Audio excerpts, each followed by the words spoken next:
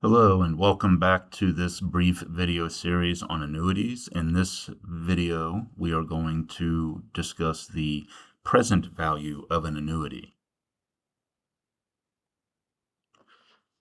Now, the future value of annuities add up all the payments as well as the interest that was earned between payments.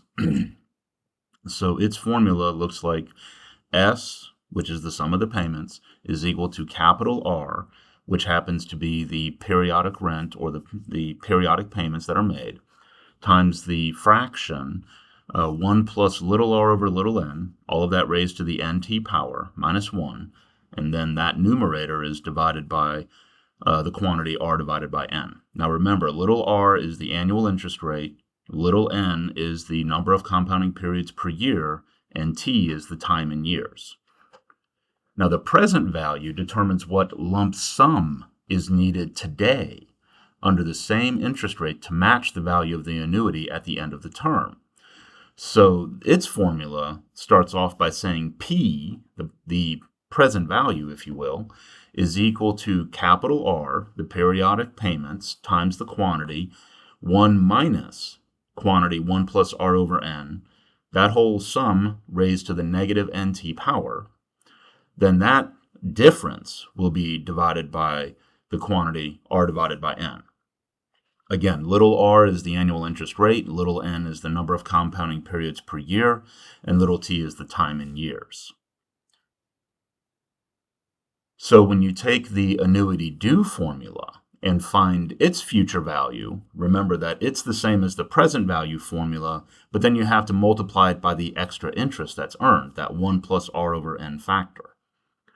The present value, when you have an annuity due, has the same structure in that we're going to take the present value of the ordinary annuity formula that we just stated on the previous slide, and we're going to multiply that by 1 plus r over n. And the reason for that is because we are earning interest on that last payment cycle. Even though we already paid at the beginning of the cycle, we're still earning interest. So the future value of the annuity due, because we're matching a lump sum with that accumulation of periodic payments, we have to put in just a little bit more to match that accrued interest at the end of the cycle. So here's the derivation of the present value formula, and this is again using the ordinary annuity as that's what's more common. Now the definition says that the present value represents the lump sum that is needed to match the value of the annuity. So we take the value of the ordinary annuity, which is R times the quantity 1 plus I raised to the n power minus 1 over I. And that's going to be equal to P, the present value, times 1 plus I to the n power. Again, that's basically the compound interest formula, because we're trying to figure out what lump sum payment is needed today in order to match the value of the annuity. So we solve that for P, and we do some algebraic manipulations that are described here. So we divide both sides by 1 plus I to the n power. Then we're going to do the flip multiply rule to simplify the complex fraction down. Then we're going to use the definition of negative exponent and get 1 plus I to the n times 1 plus I to the negative n. And that's going to simplify down to 1 plus I to the 0 power, which is just 1. And then we're going to subtract off 1 times 1 plus I to the negative n. So in this arithmetic manipulations, we get capital P, the present value of the annuity, is equal to capital R, which is the periodic payments you're making, times the ratio 1 minus quantity 1 plus I to the negative n, and then we divide that by I. Remember, I is the same as R over n, and little n in these formulas represents the number of compounding periods. So let's see an example of the present value of an ordinary annuity. Let's assume that a person wins $1 million in the lottery, and the amount paid in yearly installments is $50,000 each year for 20 years. What is the present value of his winnings if he earns 10% interest compounded annually? So we're going to identify the pieces, and we'll say that the periodic payments is $50,000. The interest rate is 0.10. That's the 10% interest compounded annually for 20 years. So t is 20 and little n is equal to 1 in this formula. So we're going to substitute these values into the formula, and we end up with $425,678.19, where the final amount has been rounded to the nearest penny. So essentially what this is describing is that if somebody were to take the lump sum payment now, as opposed to taking the annuity payments of $50,000, the idea is that if they were to put in $425,678.19, if they were to put that money into an account that earned 10% interest compounded annually, they would match the value of the annuity, which would be $1 million in the following 20 years. So when you read the rules for taking your payments with lotteries, they offer both of these options many times. They say that either you can take the annuity payment or you can take the lump sum payment. And the lump sum payment is usually around half. It might be a little more, a little less based on interest rates.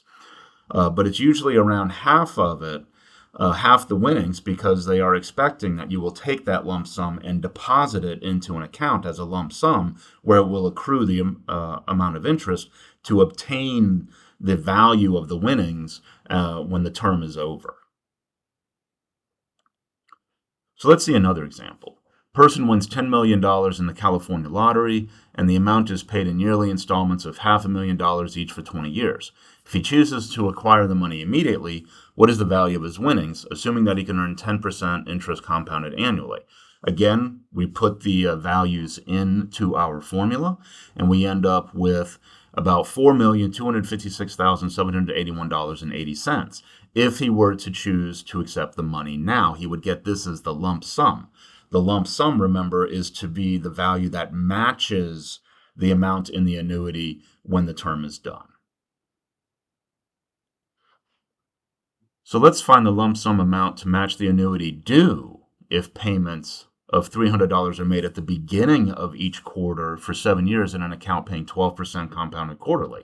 Now we have an annuity due present value calculation, not an ordinary annuity present value calculation. So the periodic payments is $300. The little r, the interest rate, is 12%. We convert that to a decimal. With the time t is in years, that's 7 years, and the number of compounding periods is 4. Substituting this into the annuity due formula for present value gives us $5,798.11 after we round to the nearest penny. And the details are here in this slide. So let's compare the two. What lump sum would be needed to match the amount if we were depositing $50 each month, compounded monthly at a rate of 1.5% to match the amount in 3 years? Now what we're going to do is we're going to use the finance app on the TI-84 calculator to show the difference between the two.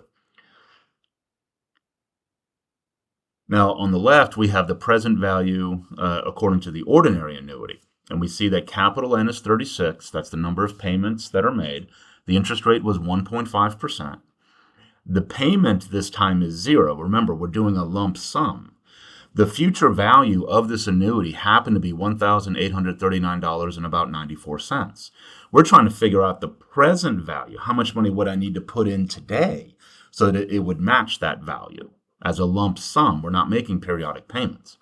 So in the ordinary annuity, we end up having to pay about $1,759.03. That would match the value of the ordinary annuity if we make payments at the end of the period. Under the same conditions, if we're making payments at the beginning of the period, though, we have the present value would be $1,761.22. But that would match the future value of the annuity due, which is $1,842. Remember that extra interest that you earn from the annuity due over the term, that has to be accounted for in the present value as well. And this is why the value of the annuity due present value is a little bit more than the ordinary annuity present value, because we're trying to catch up to that extra interest earned at the end of this at the end of the term. Now, in our final video of this short demonstration series, we're going to discuss a little bit more with mortgage payments. So I thank you for your time and attention.